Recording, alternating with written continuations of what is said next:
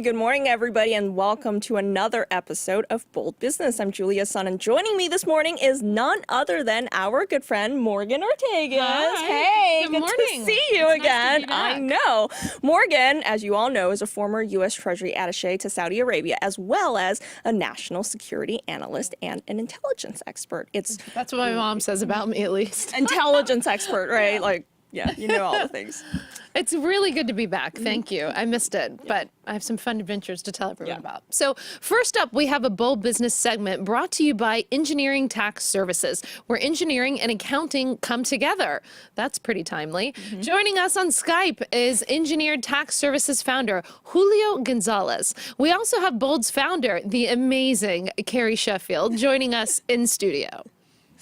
Good morning. Hey, good morning to you too, Julio. Hey. Morning. There he is. All right, well, I'll start with you. So President Trump's tariff has been making major headlines over the past week. And I understand if you're a steel worker, that's a big deal for you, 25% tariff on steel import and then 10% on aluminum imports. But why is it such a big deal for our viewers, namely 20-somethings? Well, I think that the big deal right now is that the concern is that it's going to raise the prices, right, for everyone that buys into those consumer products. The flip side is that more and more money from these tariffs would go to Treasury, which would allow us to continue to bring down our income tax rates so that there are more crumbs to go around. So, it's a trade-off. I think that the trade-off, though, means do you want to be dependent on other countries, especially in times when things escalate in terms of military, or do you want to try to create some dependency and be able to control our destiny, especially when it comes to supplies, and bring that industry back to the United States, although it may be more expensive. In the long run, we may have more money in Treasury to bring down our tax rates. So, Carrie, Julio makes a really great point. When you look at this, not only from an economic, but from a national security perspective, I think many of us in the security world think that we are in a perilous time for global power conflict, more than we've been in probably the past 30 years since the end of the Cold War. But, Carrie, many people on the Republican side, which Donald Trump is, especially Paul Ryan, are being critical of these policy moves because they think that a potential trade war could wipe away all the good done from the tax reform bill. What's your take? Well, yes, that's a concern. And I would love to see, I don't want to get into the politics on this show. We're more focused on the business and policy implications. But my hope is that we can get some sort of deal here because I am a fan of Paul Ryan. I'm a fan of President Trump. I think there's got to be a way. I mean, the president is all about the art of the deal. Deal with whom? I think in terms of, so here's my take on this tariff situation. I agree with Julio. There are lots of concerns about the current world order in terms of economic outflows, et cetera. When we saw China enter the World Trade Organization, for example, the global GDP output of steel for China just shot up, and they're doing a lot of things like dumping. And Julio, can you talk about dumping and the problem of that? Because I think that's something interesting that our viewers should know. Well, I think that what we have now is $800 billion trade deficit, right? And that's something we have to bring down. And if we bring some, tariffs up, we obviously can start working away at that massive deficit. And, Paul Ryan was the one that when he did tax reform, he came out with a border adjustment tax. So he wanted a tax on imports. Which is a type of tariff, essentially. Yes. So that's a good point, Julio. But in terms of, you mentioned the increase in prices, we basically saw this in 2002-03 period under George W. Bush, another Republican. He put tariffs on steel as well, and we did see prices increase. So Julio, based on the history, why would we expect things would be different? Well, I don't think we would expect anything to be different. I think the prices would go up. I think there's no doubt about that. But we'll also be less dependent. We'll have more money going into Treasury. And with more money going to Treasury, we can continue to bring down income tax rates and continue to make other tax credits available. So those are the trade-offs. And I think when you look at it, we're not being taxed, right? So when we send exports out, they're taxing us. When Trump talked to Mar-a-Lago this week, he said, I want fair trade. not free trade, fair trade. We just want things to be fair. I think that's a message everyone can understand. Yeah, that's interesting. Well, but to your question, Morgan, on national security, Canada has pushed back on the announcement of tariffs and said, hey, look, we are actually your #1 trading partner when it comes to steel. We only have a small, I believe it's only 3% of our steel coming from China. Yep. So from a national security standpoint, I don't think we should be so concerned about Canada. I mean, what do you think, Julio? Well, I think 3% comes directly from China, but I think there's a lot of steel that goes into other countries that ultimately ends up here. So that's a good point. I think it's a concern, and I think we have to be more reliant on ourselves and to continue to seek fair trade, less trade deficit. Let's get the $800 billion down. Let's get the money into Treasury, and let's figure out how to be more dependent on ourselves. And Julio, let me just interrupt you for 1 sec. When you said money going back to Treasury, can you just explain to our viewers really quick, what does that mean? And then how does that impact our everyday life? Yeah, I think with tax reform, obviously we were trying to get more money into Treasury. And that comes from all different kinds of taxes, right? Corporation taxes, personal income taxes, but it also comes from foreign taxes and taxes on imports. And as we tax that money, if we tax $800 billion coming into our country and say we charge a couple of points on that, all that money goes to Treasury. Now, what do we do with that money in Treasury? We use that to stimulate economy by bringing down our income tax rates, our corporate tax rates, and having the ability to grow GDP through business expansion and the ability for, income at a personal level. Julio, I agree. I'd love to see more inflows into Treasury because of GDP growth. But the Wall Street Journal reported on a study showing that, yes, we would see some improvement in the domestic steel industry, but the downstream effects of the rising costs would actually end up on balance losing jobs and being a constriction on the GDP. So even if you're protecting the steel or aluminum industry, it's a ripple effect that might be increasing costs elsewhere. What's your response to that, Julio? Well, look, I think we have to be more dependent on ourselves and less on the foreign world, especially when it comes to steel, especially when it comes to pending military concerns throughout the world. And we need to bring jobs to the U.S. We need to do better here. Back in 2003, when we did those tariffs and the prices went up, the steel industry was in a much more desperate space. And they were just hanging on by a thread. It's not the case now. So I would say that I think it's important for us at least to get to a more fair trade. I think Julio and Carrie, nothing was signed last week, right? This was an announcement by the president, but there's still a lot of negotiating room. So the president sort of signaled yesterday that perhaps he would be willing to work out a deal with Canada if he likes how Canada moves on NAFTA. There's been lots of reports that President Trudeau was actually, he said publicly that he was willing to withdraw from NAFTA. And there was lots of reports saying behind the scenes that Canada was actually being more difficult in the NAFTA negotiations than Mexico was. So, it's all, we try not to get into the politics on the show, but we do have to remember that when looking at the business implications of all of this, that it is politics that's driving it. And if the president is not happy with Trudeau's position on NAFTA, maybe this was a shot across the bow.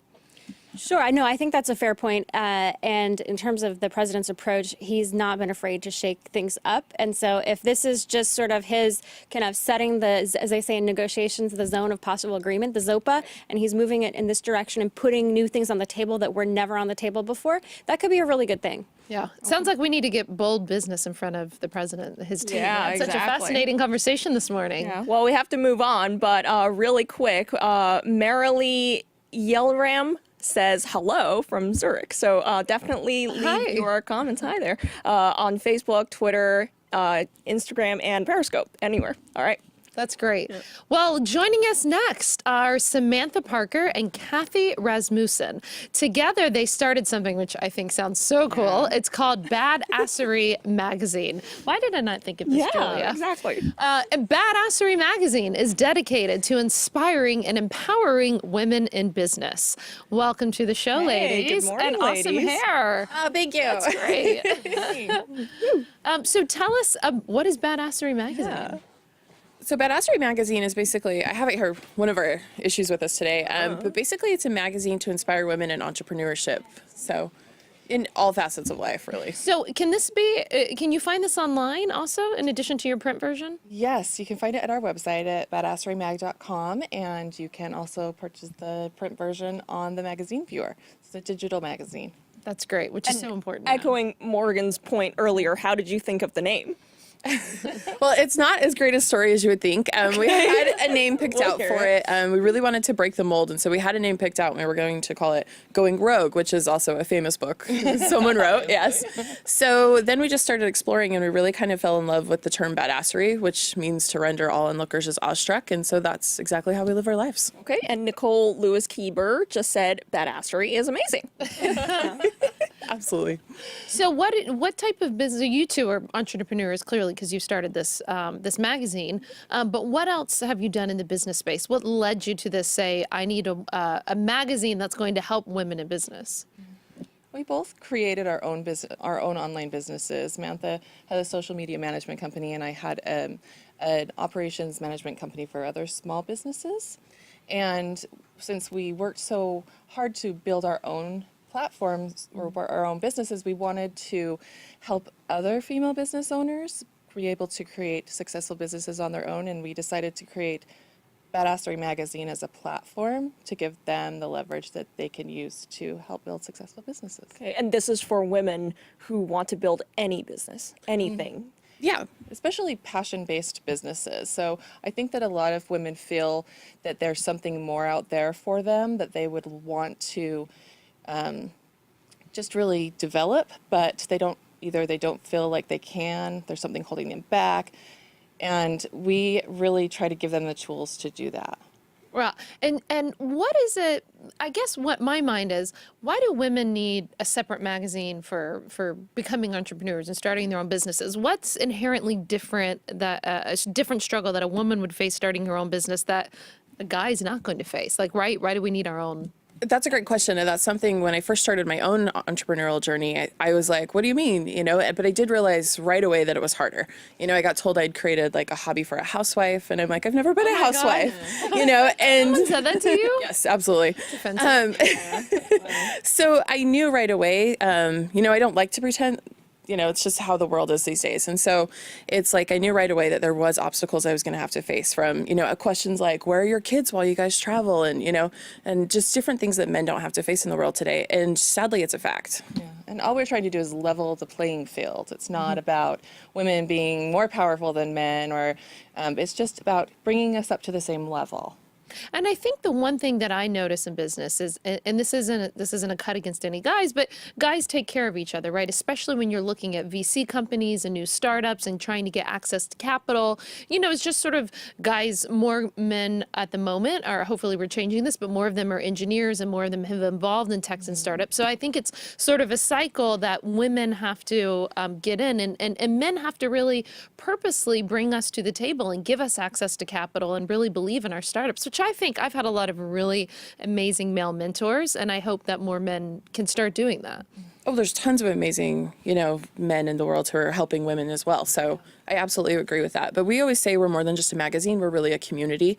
And so when you can pull yourself as like a community and all these women are able to come in and see other powerful women like supporting Helping each other. Yeah, right. That's how we all rise together. So that's our Because I mission. feel in the startup/entrepreneurship world, which Morgan and I are both very familiar with, for men it's okay to have that bro culture. In fact, it's quite established, you helping each other. But for women, I don't know, some people have that mentality, there is only one of them who can survive. So I'm the only one. I don't know if you call that queen bee effect, but basically is like, I'm the only female on the team, so I'm not going to help other women. And I feel we should definitely change that mentality. There's a lot of the women feel threatened, and there's a lot of competition, and that's what we're here to try to change perception on that, because we have to work together. We have to support each other, because there is enough for all of us. We can all have what we want. I've been doing a lot of public speaking on this topic lately, and I think what you two are doing is just so important. And that's the one thing that I try to push, is that women have to help other women. We have to purposely bring other women to the table. And if you're creating an online community and resource for that, I think that's just really, really wonderful. I'm going to become a subscriber to Badassery, and I hope that all of our viewers do as well. It's just badasserymag.com, and you can read every issue for free. So we wanted everyone to be able to access it. And I'd love to write an article for you guys. Oh, done. Please. We are community sourced, so our community writes the articles for our fabulous. magazine. So yes, please do. Yeah, and we have a comment from Jacqueline Dugan Roof. She says, Badassery Magazine is great. Heart.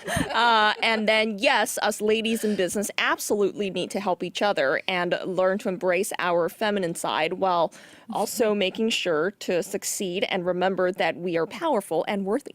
I like that. Thank you. Well, I certainly have embraced my feminine side with the 12 inches of makeup I have on this morning. Exactly, right. Have to. Well, thank you so Thank you much, so much, Samantha ladies. and Kathy, for being Really here. wonderful effort. That's amazing. All right, well, next up. inspired, Yeah, Julia. I know. And you should Already. do like a kick-ass magazine, something like that. I you will know, write a column. kick-ass Yeah. article. You are. If my mom's watching, I'm sorry for saying ass so many Hi, times Morgan's this mother. morning.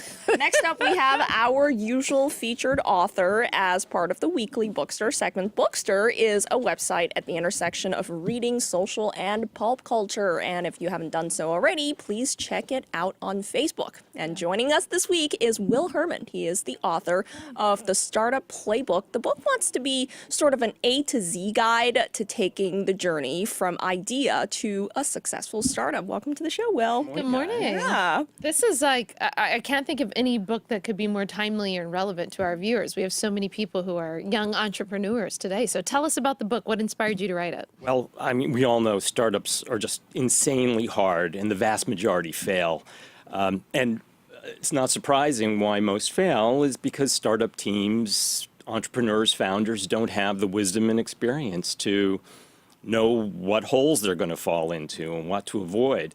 And my co-writer and we've started 15 companies between us. We've advised hundreds of companies. We've invested in a couple hundred more, and we've seen small companies fall into these holes and make these mistakes. And they're pretty similar, the mistakes every time. And we just thought it's time that somebody write this stuff down. Yeah, and you said your book wants to be A to Z. So without giving the entire book away, can you tell us what are the steps A, B, and C? Well, there's 420 pages of that. So, but just to sort of summarize, we start off by really challenging the reader and saying, is a startup the right thing for you? A lot of people, smart.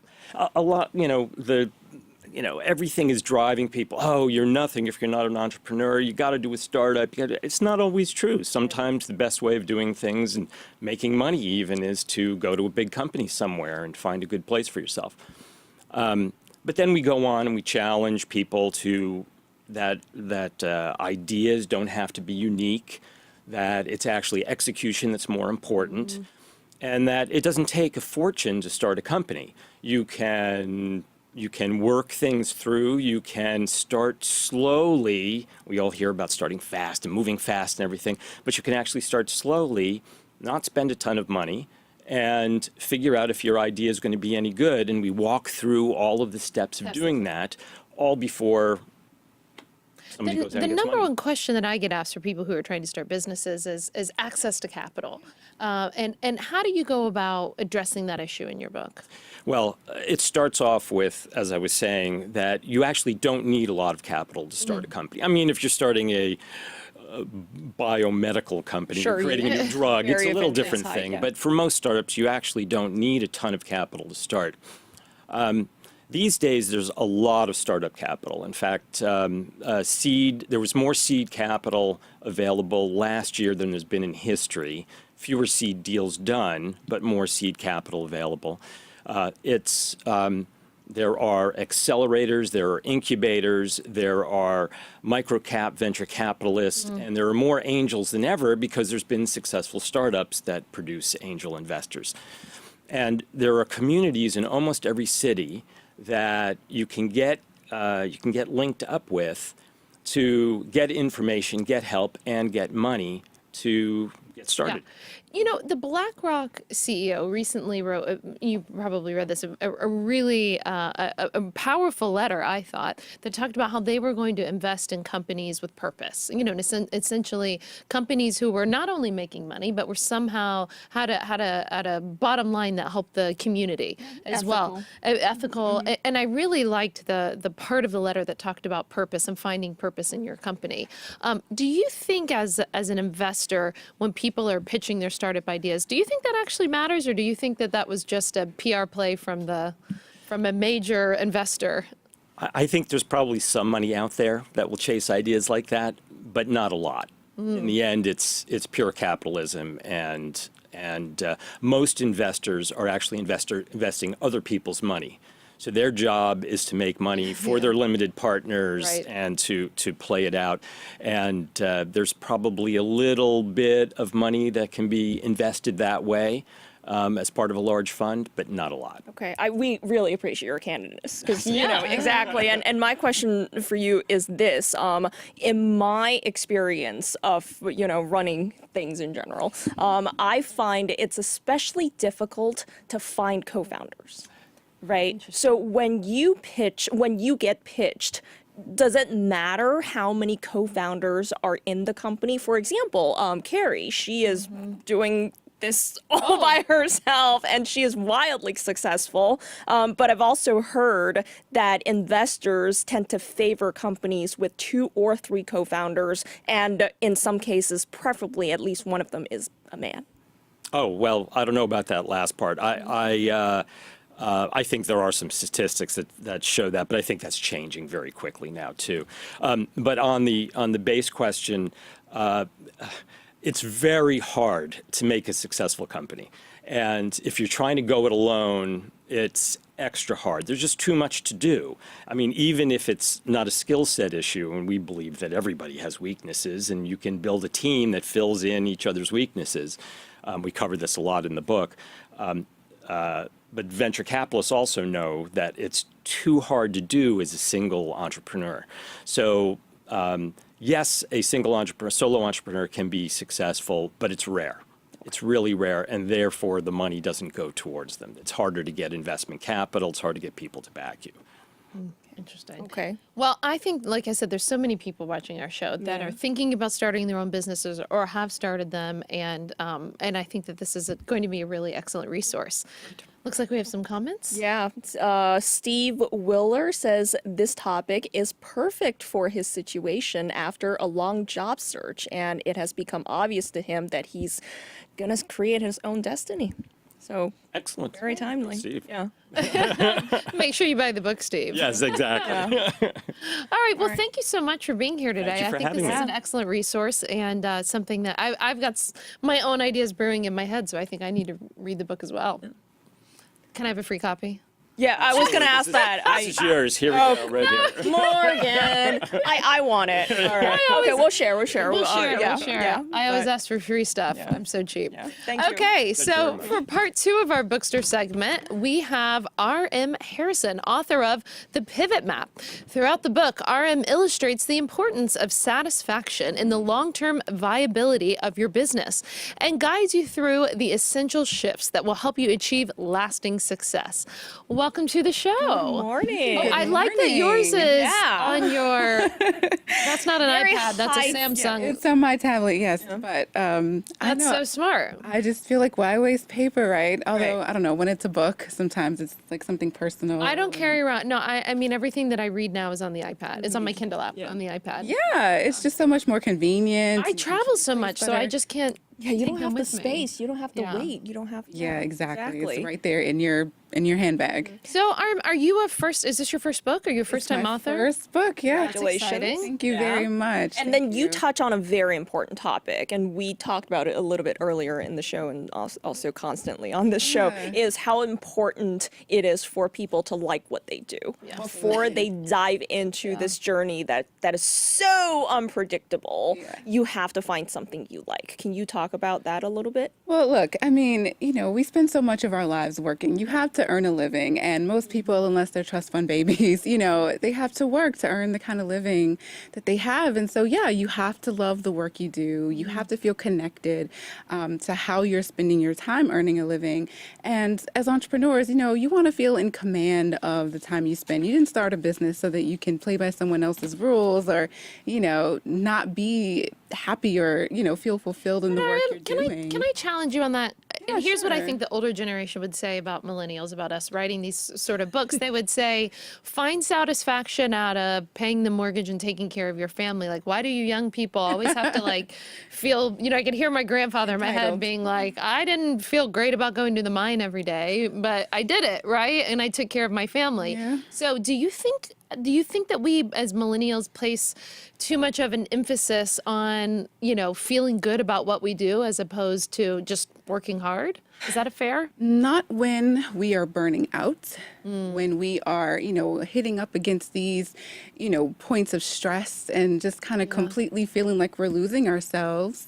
No, not at all. I think when you think about what sustainable success means, this is something you want to be committed to for, however much time you're going to be spending working. So, no. And this isn't so much about doing what's easy, or doing what's just going to be fun all the time. It's about having a foundation for how you work. And it's sort of saying if you're going to work hard, at least love what you're doing. Yeah. You're not saying don't work hard. You're just saying love the hard work that you're doing. And also work smart. It's a very different time. We don't have to be in a coal mine. We don't have to, thankfully, But some people economy are has still, shifted. but yeah. Some people are. And those people are very proud of what they do. Absolutely. Yeah, generations doing that. For the people who are spending days, leaning over laptops and, where your work has so much more to do with your mind, and how you're sort of, training your brain to do things. Yeah, you absolutely want to make sure that you're connected to that. That can't be something that,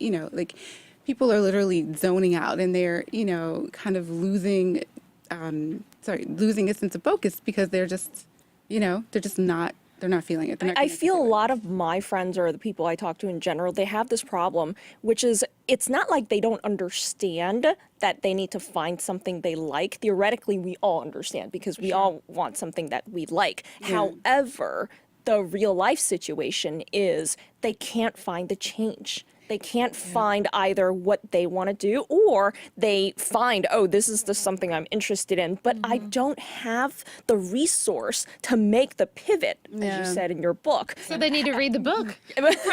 Your friends who are complaining, all right, leave me a coffee too. Yeah, how do they make that pivot in that case? Yeah, so the real pivotal part of making a pivot successful really does go back to what makes any kind of business successful, right? So first, we're looking at what do you bring to the table just in who you are. What are your strengths? What's your personality? What's the value in what you have to offer? Then how does that connect to what opportunities there are out there to monetize it? What are the issues in the world that you want to be able to solve? What are people actually investing money in to get help with? So it isn't just, do what you love and, follow your passion and the money's going to come. No, you're really looking at what are opportunities to monetize something, but something you're really great at. So the pivot starts by, of course, looking at what your genius is, but then we're connecting the dots between what you are exceptional at, what you bring to the table, and what people really want, what people are actually going to spend money on. So yeah, it's still very much about having a solid, viable business strategy, but something that is sort of built on a foundation that reflects who you are. I think a lot of people, I agree with you, but I think a lot of people sort of intuitively believe that thinking takes a lot of work because thinking, you go to the drawing board, you're like, this is what I'm good at. Okay, and I can monetize that way. It's a lot of work. You have to think about it for days, months, maybe years. So people don't start, right? So what's your advice to those people? Well, read the book. I guess my biggest advice would be when you do think about what success really means, that is an exercise I think that anyone starting should be focusing on. What does success actually mean? What am I looking for beyond just the money I need to earn to be able to do these things and do it successfully? And then how do I build that foundation? So the book really does help people to kind of think about creating that foundation so that it doesn't take years or months or, you know, however long just trying to plan it. Yeah. You know, it's asking the right questions for yourself and being able to answer those for yourself. And what I love about this is applicable to any age. You know, you could be at any age and you're thinking about starting a business and you could be young, you could be old, you could be middle-aged, and I think that's what's really appropriate. You had said earlier that you're a first-time author, but what led you, did you have sort of this aha moment where you had to pivot in life? Oh God, yes. So this is actually my second business. My first business, I was a communications designer, and I was really very successful at it straight out of the gates because I had basically taken all the experience and contacts that I had from my previous career in corporate and essentially leveraged that for this new business because I figured, hey, I can do all this stuff on my own and have the freedom that I want, you know. And it really didn't work out that way. I still was just as unhappy, just as disconnected from the clients. And I realized that just because I'm doing this work and getting money for it doesn't mean that it's great. Like, it's still not getting me closer to the goals that I have. So I had to to figure out very quickly what satisfaction in my business would look like. If this is my own thing, what is it going to mean for me to feel really great about the money I'm earning and the time that I'm spending? And if I don't like these clients, then what are the kinds of clients that I do like? What are the kinds of opportunities that feel like they're a better fit for me? So yeah, going through that experience, it was kind of an existential life crisis, if you will, of understanding what I was really after when I said I wanted to be successful and I wanted to be an entrepreneur, all those things. And in answering those questions for myself, I realized, wow, there's so many other people probably struggling with, the same questions. Totally. Yeah. So my pivot really came about once I realized that if I was going to be successful and happy in the work I was doing, I needed to make sure who I was and what I valued was a part of the story, if you will. It was a part of how I built this business. And once I got clear on what that looked like, then it was figuring out, so who needs what I have to offer the way I want to offer it. So going through that process, I realized, geez, there's so many people who are probably dealing with the same thing. Who need to make a pivot. Yeah, and who need to be able to do that for themselves. So I essentially reverse engineered all of my lessons and what took months and years to figure out and package that into this content to help That's people. great. Well, if you're looking for a pivot today, we've got the book. We've got the author for you, The Pivot Map. Thank you, R.M. Harrison. Thank you very much. Thank you for being with us today. Can't wait to read it. Yeah. Well, my next guest, Nicole Eisler, she is the founder of Sensitives Rising, a space for sensitives to explore, learn, grow, connect, and find comfort. Welcome to the show, Nicole. I'm intrigued. What is this Sensitives what's a Rising? sensitive? Sure. So Sensitives Rising, we really are a community, but talking about what is a sensitive too, it's if you've ever been told you're too sensitive or you're too emotional, why don't you let that go already? It's just a lot about, instead of feeling that there's something wrong with you, there really is 20% of the population, we're highly sensitive. We're So more is this- emotionally connected. Is this is it a charity? Is it a business? What's the model? Sensitives Rising is really a movement. So it's about sensitives on the rise. Instead of feeling that your sensitivity is bad, and like in my experience, it's really become what makes life easier for me. We connect with people, you can build rapport, you can really get to that emotional level and have such a great experience in life instead of feeling like your sensitivity is the issue or the problem or the disconnect or so I took really my own life and my own experience and decided that if I felt the way I felt and started to discover that every sensitive I meet has similar feelings, I didn't want them to go through the bumps and the dips in the road like I did. So we created a community, and it's just amazing how many. It's like sensitives come together and they all have things in common and, like minds. Essentially, you want to tell everybody, hey, your feelings matter. Absolutely. And they're there for a reason. They're really there to help you and signal what's going on in your life. If something's not a fit or a match, you're going to feel it, right? But we don't. We tend to ignore that because we're told we're too emotional. Just get over it. And that's not actually accurate. It's really an intuitive. You tool. said something earlier that 20% of the population is hypersensitive, the right? So highly sensitive. Highly people, sensitive. correct. And is this a medical diagnosis or? So not a diagnosis, not a disorder. So that's something that's really different in my community. This is not that there's something wrong with you. This is a strength and an asset. So I really teach sensitives to use your sensitivity to build your life, to create the life you want to live, to really create relationships, right, with people who you're aligned with. And I think that's the misconception about sensitivity, that that's the wrong thing and there's something wrong with you because of it. It's not. It's actually a gift. Then how do you define if somebody is highly sensitive? For example, like how would we know? I'm not highly sensitive. I'm okay. Yeah.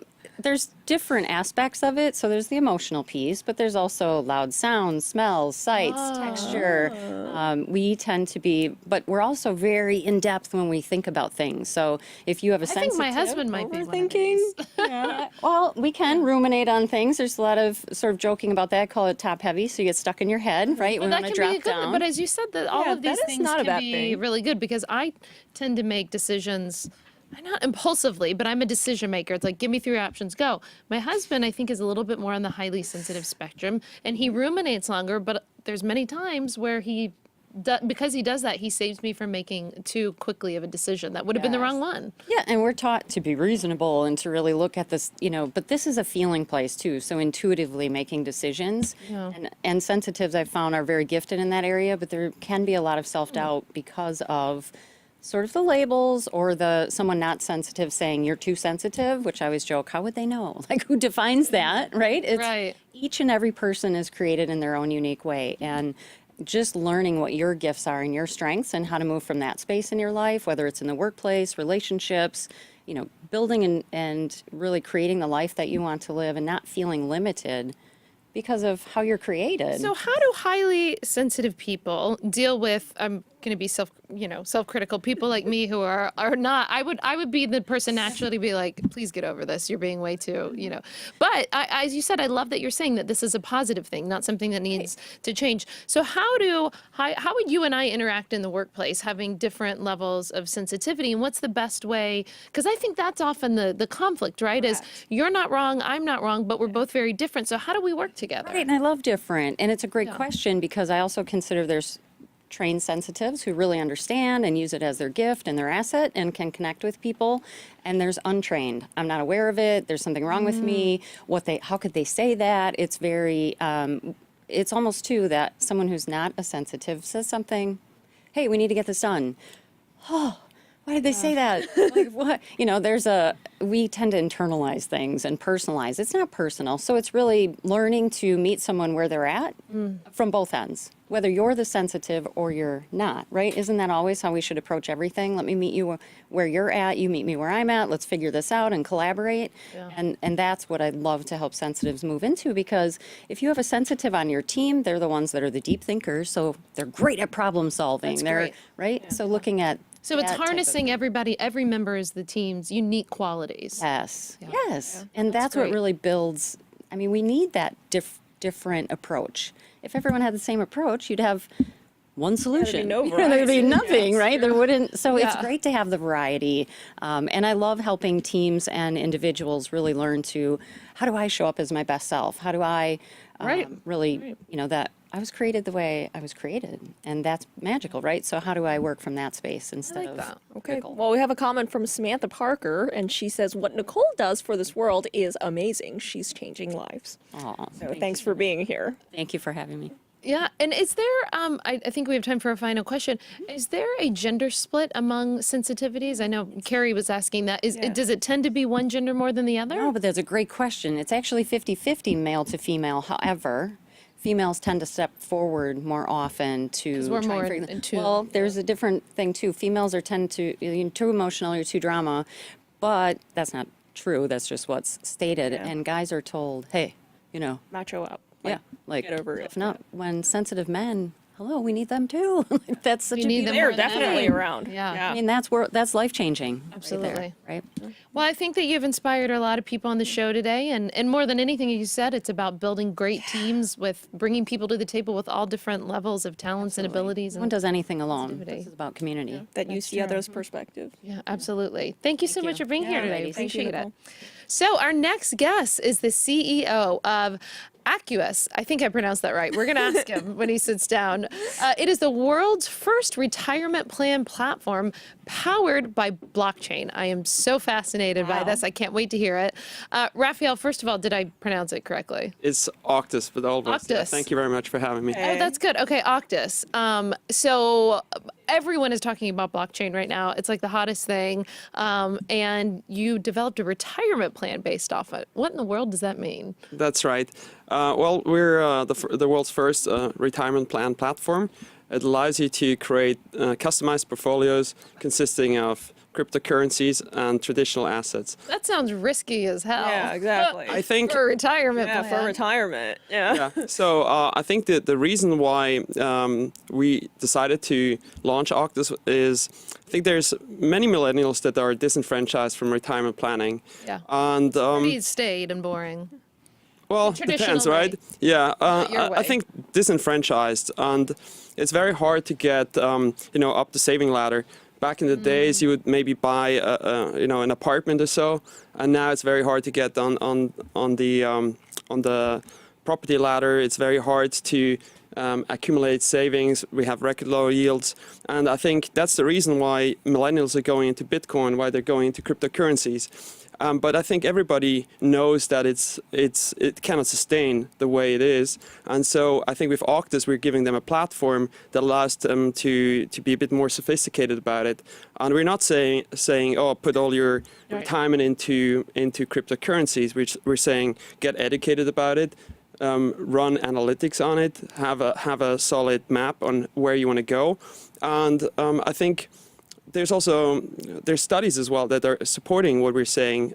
There's a study by Signalplot which is showing that adding cryptocurrencies is actually increasing your risk return Of course. Yeah. metrics. So So are there financial planners on your platform, or do individuals have to go in and create their own plans? What are the mechanics of how the platform works? sure. So we're focused on the end consumer. So you log in. You can sync whatever you already have. Like for instance, in the U.S., you would have your 401k plan. You would sync that, and then you can add additional assets to it. Then you can run analytics. You can consult robo-advisory. There's also templates. And you can just choose from. And you can see, I think important questions are what would happen if you would save an additional $200 a month? What would be the long-term effect? And we're answering this on the platform. You can see what the effect is. You can see what the effect is if you would add cryptocurrencies to it, what the effect is if you're increasing your equity exposure. And of course, there's a limit to it. And of course, you will see there's more risk, but you're getting more knowledgeable about the topic. And then you can decide for yourself.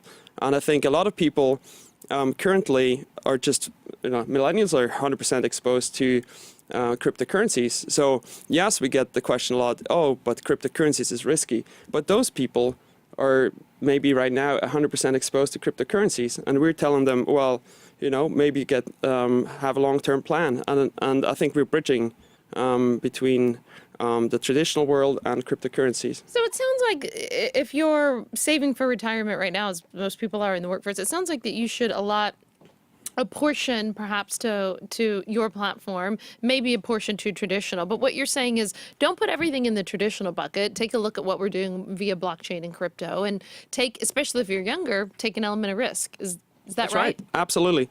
I'm your salesperson. Yeah. No, that's exactly right.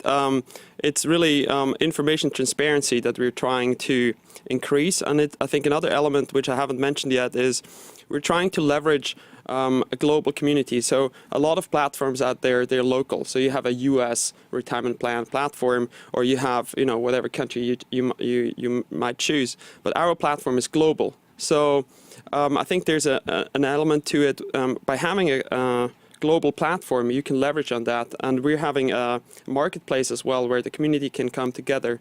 So there's anything from apps to services that can be traded on this platform using our Auct token, which is, in cryptocurrencies, every project has its own token. Ours is the Auct token, the Auctus token, and you can just trade it on it, and there's no middleman, there's nothing, it's completely transparent. And it might be apps, but it might be a service as well. So everybody can come together, and it doesn't matter if you're in Seattle, in New York, or anywhere around the world. You can go there and you have access to it. Okay, I just want to clarify for our viewer. Nowadays, I understand that blockchain is used synonymously to the word crypto, but they don't mean the exact same thing. Exactly. One is the actual token, and the blockchain is the ledger system that keeps tracks of everything. And it sounds like on your platform, you are using the blockchain technology to keep track of everything. So for someone who has low risk tolerance, he or she can just be all in on equities and then not have much exposure on crypto. Is that right? Sort of. You will have to create your risk profile when you sign up. And just like there's other platforms out there that are which allow you to create a customized retirement plan, not with crypto, but with custom in a customized way. And it's the same procedure. You go through KYC, you set up your risk profile, and then depending on your experience, you will have different choices. And of course, if you're very inexperienced, you will have access to model portfolios, which are going to be, of course, risk averse. And are you working with any employers yet, or are you just right now only working with individuals? With individuals, so we're focused on the end consumer, and I think the genius behind blockchain is cutting out the middleman. So Totally. The marketplace will allow anybody to come there and offer their services. So, retirement funds are more than welcome to offer their services there. So we're not sort of completely in competition with the industry, but we're a technology platform in the end, and we're just creating a market for it, and we're offering the transparency needed to be knowledgeable about the topic. Okay. And then you personally, I just want to thank you for being in New York, because I see that you were in London, you were in Geneva, you were in Zurich, which is one of my favorite cities. But now we have you, so welcome. Thank you very much. All right. Thank you so much for being on the show. This is fascinating. I think that you're going to slowly take over the world with this. Thank you for having me. It's the future. Okay, well, next on the show, we have Sam Lazar, a licensed real estate salesperson at Triplemint. She's here to discuss real estate in New York City, which is everyone's favorite topic who lives in New York City. Welcome to the show, Sam. Tell us more about Triplemint and what you're doing.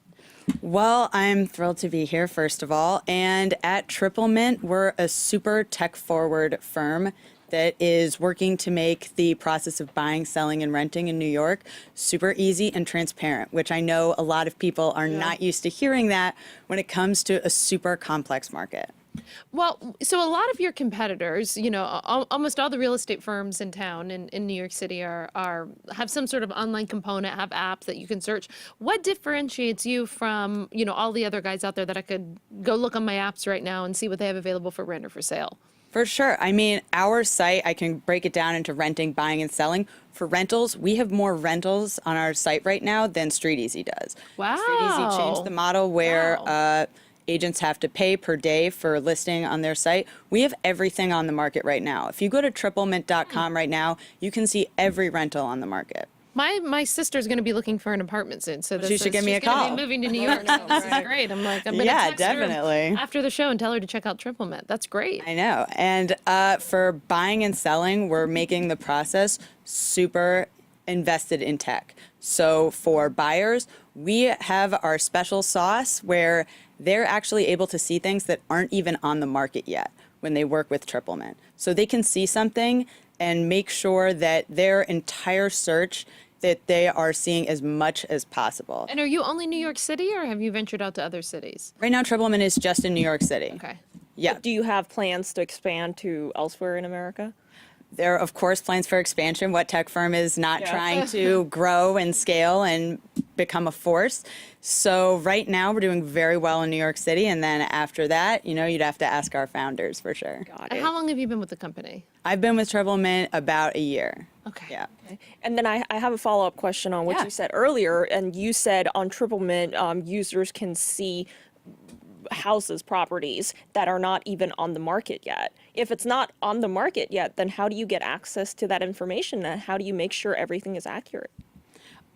We have a fantastic research and sales development team that works on that with, again, what they call our secret sauce. So you are not seeing that on the site. When you come in and you work with Triplemint, they're able to work with you and kind of see your criteria and use predictive analytics to help people find what's going to be coming up on the market. Just like when you search for something on Google and then suddenly you're seeing that item everywhere in your Facebook ads, tech companies are using these predictive analytics to determine things like when people are going to be most likely to buy and sell.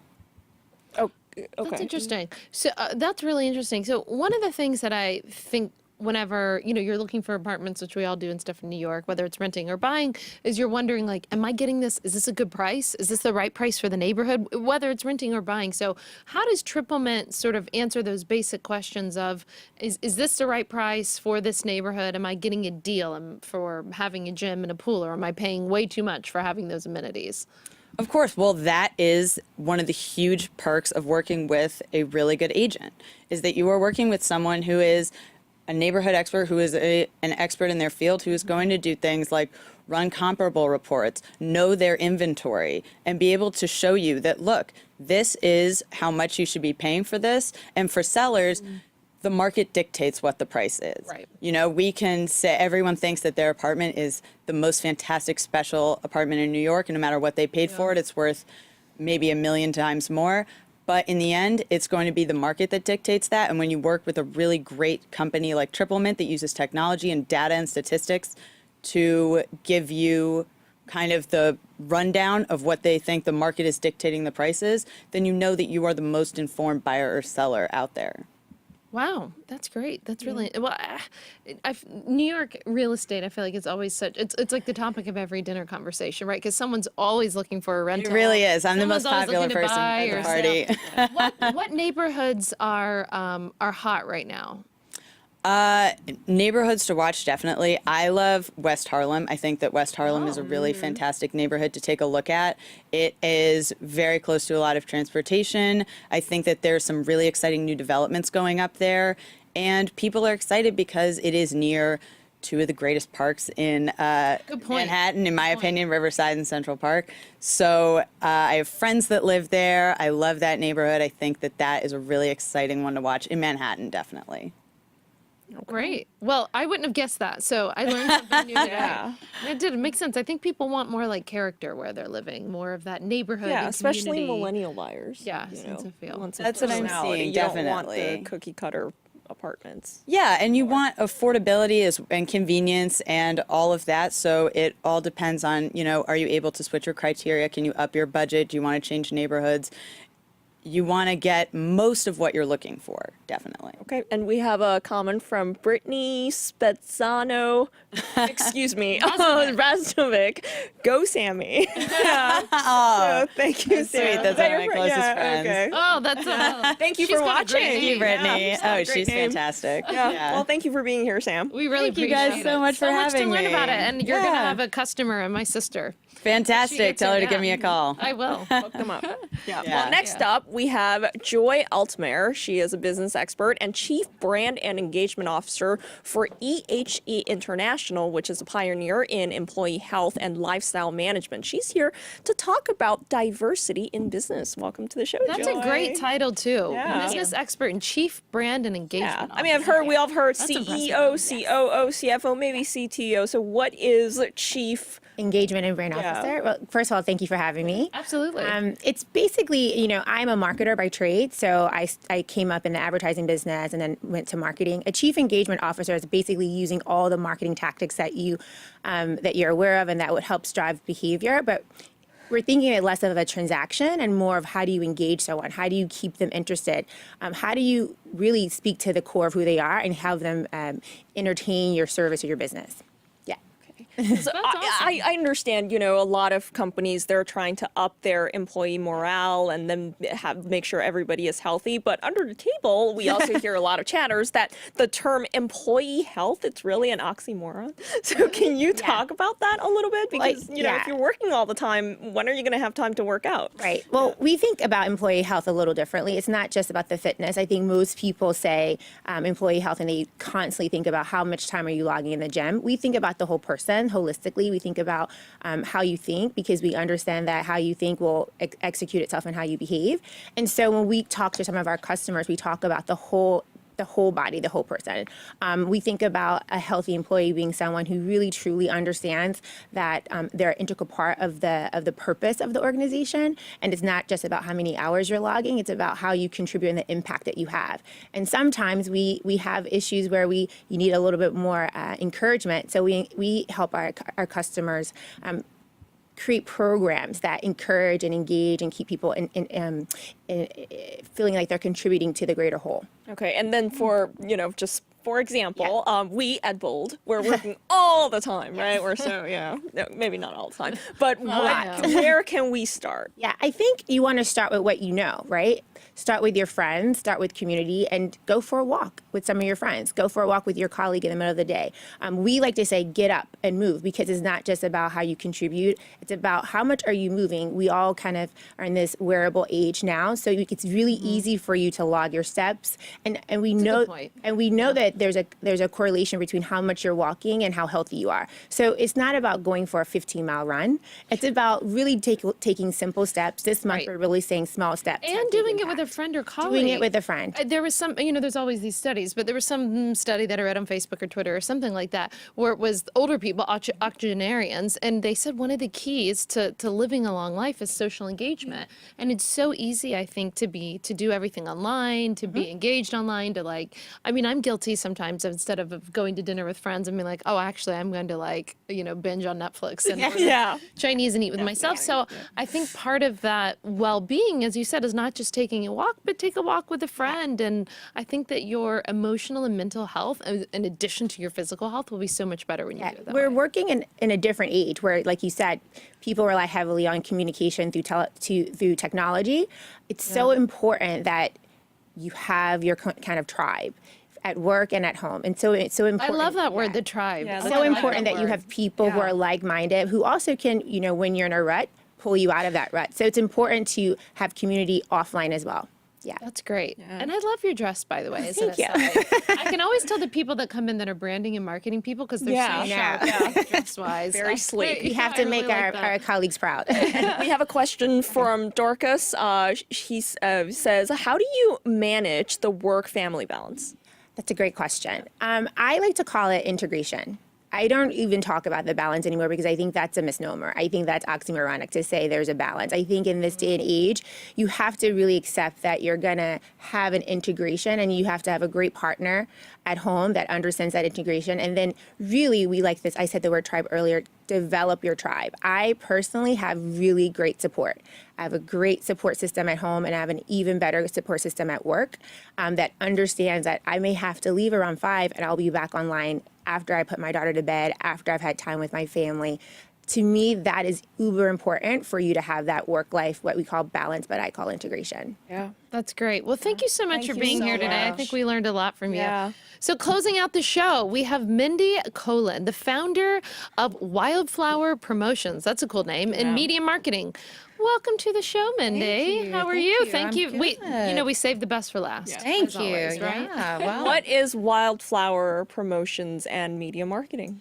Wildflower is a PR, marketing, events, anything you need type of organization. I'm an entrepreneur with more than 25 years experience working in the nonprofit sector. I'm a native New Yorker, but I now live in Chattanooga, Tennessee. Okay. Oh, nice. I love Tennessee. Yeah. So flying out today, actually, now that you guys are getting a winter storm coming. Yeah, you better hurry. Hurry. But so what's really nice is I'm able to use the skills and experience from the nonprofit world to help businesses increase their visibility, help with collaborations that will impact the greater community.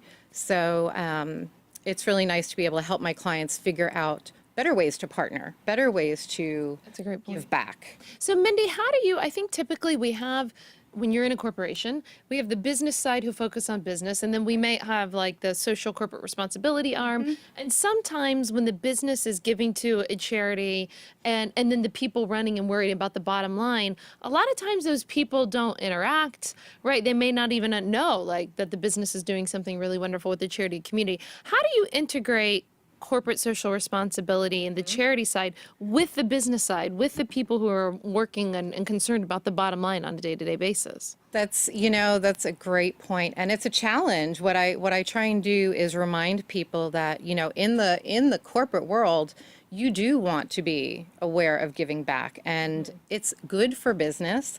It helps with visibility. And so, but a lot of my clients are startups and entrepreneurs who already have that give back mindset, which is really nice. I mean, that's my ideal client, is someone who understands the importance of giving back, doing good, building collaborations. Badassery Magazine and Nicole are two of my clients. We all came here today. Nicole came in from Wisconsin. Sam and Kathy both live out west. So, we're a team. We're a team, a tribe, like you said earlier. I love that. I'm stealing that word today. Yeah, and so it's all about empowering each other to do more, to make the world a better place. That's great. And so what kind of businesses are you working with? Are you working mostly with businesses in Tennessee? Or are you working nationally? No, I work nationally. In fact, most of my clients are not in Tennessee. Again, Badassery Magazine and Nicole. But I do work with, I do PR for sporting events, marathons, and mud runs, to digital magazines, to empowerment coaches, massage therapists. I can help anyone that's looking to increase their visibility, work on their brand. I also do events. So because of the nonprofit world, I've been doing fundraising and event planning for years. So if there's an organization that is looking to do something larger, if there's a business that needs a voice, whether it's a for-profit or a nonprofit, I can help them figure out the best way to get their message out there. Because I would imagine the processes are similar, regardless who you're Well, that's working it. with. Yeah. And what I think is the golden ticket for me is that coming from the nonprofit world, you really have to figure out how to do things on a shoestring budget, how to really build good connections and collaborations to get what you need. And it's all about relationships. So that's the most We have a important comment from Erica Stackfleth, Mindy rocks. And then a quick question from Ken Reedy. He says, Mindy, do you help people take contacts they have already garnered and create a plan to utilize them? Oh, absolutely. Absolutely. If you already have some contacts and you're just not sure what to do with it, and you want to leverage that connection, I can certainly help with that. And I also will, a lot of times in just a 30-minute phone call, if someone just wants to bounce some ideas off of me, I'm always willing to give some advice. So if somebody just wanted like a 30-minute consultation, just a phone call. We can call you to talk about I like to connect people. Even if they're not my client, I like to connect people. If they're doing something that's for the greater good, just give me a call. I'll try and at least get you to the right person. Okay. Well, this is great. I'm sure many of our viewers would appreciate your services. Yeah. Exactly. Well, all right, moving on, and this is the moment I dread because it's about that time to wrap up this episode of Bold Business. But Morgan, you've been a wonderful co-host as always. Thank you. I'm glad to be back. And also, by the way, I gotta say, the last time I was on, we talked about, I guess this was like 3 or 4 weeks ago because I've been traveling internationally. Yeah. We talked about giving back and paying it forward. I did go to Starbucks after the episode and bought the person's coffee behind me. And this is New York City, where everybody is like a bit on edge. Like in the South, someone would have been like, oh my God, thank you. The guy looked at me like I was nuts. I was like, no, it took me like 5 minutes to explain to him that I was buying his coffee, but I still paid it forward. So anybody who remembers, our longtime viewers who remembers that episode, I did do it. it'll come back. It's called karma. It's just everyone's always weird in does. New York City. There's like, what's the catch? Am I on camera? All right, well, as always, Morgan and I want to give our big thanks to the hardworking teams at Gen FKD, Bookster, and, of course, Bold TV. And please don't forget to catch Bold Business with my good friend, David Grosso, on Tuesday at 9 a.m. for a whole new lineup of guests. And you can also catch Carrie Sheffield and Clay Aiken on Bold TV this Friday at 10, as well as a whole new episode of Bold Life at Can't miss noon. Bold Life. Yeah, exactly. Absolutely. Kirsten, see you soon. Thanks.